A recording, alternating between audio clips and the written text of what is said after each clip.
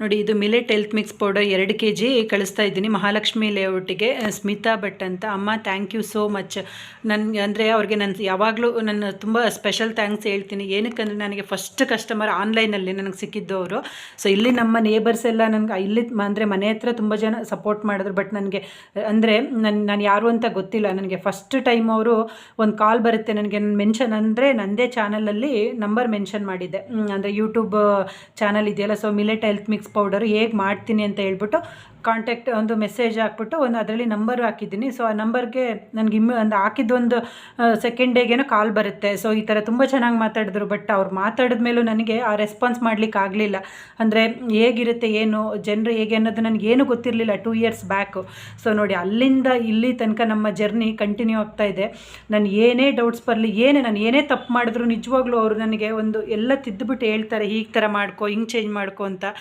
ನಿಜವಾಗ ಅವ್ರಿಗೆ ಎಷ್ಟು ನಾನು ಥ್ಯಾಂಕ್ಸ್ ಹೇಳಿದ್ರು. ಸೊ ಇವಾಗ ಏನೇ ಒಂದು ಫ್ಲೇವರ್ ಚೇಂಜ್ ಆಯಿತಾ ಅಥವಾ ಪ್ರತಿಯೊಂದನ್ನು ಹೇಳ್ತಾರೆ. ನಾನು ಯಾವತ್ತೂ ಅಮ್ಮ ನೀವೇನೇ ಕೇಳಿದ್ರು ಏನು ಹೇಳಲ್ಲ. ನಾನು ಆಯಿತು, ನಾನೇನಾದರೂ ತಪ್ಪು ಮಾಡಿ ಹೇಳ್ತೀನಿ ಅಂತ ಹೇಳ್ತೀನಿ. ಸೊ ಈ ಮಿಲೆಟ್ಸು ಅಷ್ಟೇ. ನಾನು ಸ್ಟಾರ್ಟಿಂಗು ನನಗೆ ಎಷ್ಟೊಂದು ಐಡಿಯಾನೇ ಇರಲಿಲ್ಲ ನನಗೆ ಹೇಗೆ ಮಾಡಿ ಏನೋ. ತುಂಬ ನನಗೆ ಸಜೆಷನ್ ಮಾಡಿದ್ದಾರೆ. ಇನ್ನು ಅವ್ರ ಮಗಳೂ ಸೈಕಾಲಜಿಸ್ಟ್, ಆ್ಯಕ್ಚುಲಿ ಅವರು ಸುಹಾಸಿನಿ ಅಂತ. ಅವರು ಒಂದು ಒಳ್ಳೆ ಫ್ರೆಂಡ್ ಅಂತಲೇ ಹೇಳ್ಬೋದು. ಸೊ ನೋಡೋಣ ಮತ್ತೆ ಯಾವಾಗಾದರೂ ಅವ್ರನ್ನ ಹೋದಾಗ ನಾನು ಏನಾದರೂ ಒಂದು ಇಂಟರ್ವ್ಯೂ ಮಾಡಿಬಿಟ್ಟು ಒಂದು ಸರಿ ನಿಮಗೂ ಮೀಟ್ ಮಾಡಿಸ್ತೀನಿ. ಇವಾಗ ಸೈಕಾಲಜಿಸ್ಟ್ ಅಂದರೆ ಮಕ್ಕಳಿಗೆಲ್ಲ ಇಂಟರ್ವ್ಯೂ ಮಾಡೋದು ಆ ಥರ ಎಲ್ಲ ಇರುತ್ತಲ್ವ. ಕೆಲವೊಂದು ಅಂದರೆ ನನ್ನ ಡೀಟೇಲ್ಸ್ ಏನಂತ ಅವ್ರನ್ನ ಹೋಗಿ ನಾನು ಮಾತಾಡ್ಸಿದ ಮೇಲೆ ಗೊತ್ತಾಗುತ್ತೆ. ತುಂಬ ಕರಿತಾ ಇದ್ದಾರೆ ನನ್ನ ಮನೆಗೆ. ಅಂದರೆ ಮಹಾಲಕ್ಷ್ಮಿ ಲೇಔಟಲ್ಲಿರೋದು 2 ವರ್ಷದಿಂದನೂ ನನಗೆ ಹೋಗೋಕ್ಕಾಗಿಲ್ಲ.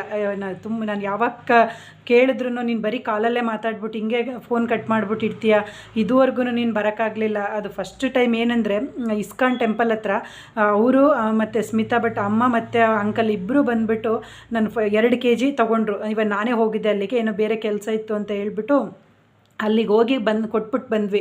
ಸೊ ಬಂದ ಮೇಲೂ ನನಗೆ ಭಯ, ಅಂದರೆ ಹೇಗಿರುತ್ತೆ ಅವ್ರದ್ದು ರೆಸ್ಪಾನ್ಸು. ನಾನು ಕೊಟ್ಟನಲ್ವಾ ಏನು, ನಾನು ಇನ್ನೂ ಲೇಬಲ್ ಇರಲಿಲ್ಲ, ಏನೂ ಇರಲಿಲ್ಲ, ಲೈಸೆನ್ಸ್ ಇಲ್ಲ, ಏನೂ ಇಲ್ಲ, ಹೇಗೆ ಅನ್ನೋದು ಹೆಂಗೆ ಅವರು ರಿಸೀವ್ ಮಾಡ್ಕೋತಾರೆ ಅಂತ ಅಷ್ಟು ಭಯ ಇತ್ತು. ಸೊ ಅಲ್ಲಿಂದ ನೋಡಿ ಆ ಭಯ ಅನ್ನೋದು ಹೋಗ್ಬಿಟ್ಟು ನಿಜವಾಗ್ಲೂ ಒಂದು ಒಳ್ಳೆ ಒಂದು ಫ್ಯಾಮಿಲಿ ಫ್ರೆಂಡ್ ಅನ್ನೋದಕ್ಕಿಂತ ಜಾಸ್ತಿ ಏನೇ ಫಂಕ್ಷನ್ ಮಾಡಿದ್ರು ನಾನು ಹೋಗಿ ಬರ್ತೀನಿ ಅವರು ಇದಕ್ಕೆ.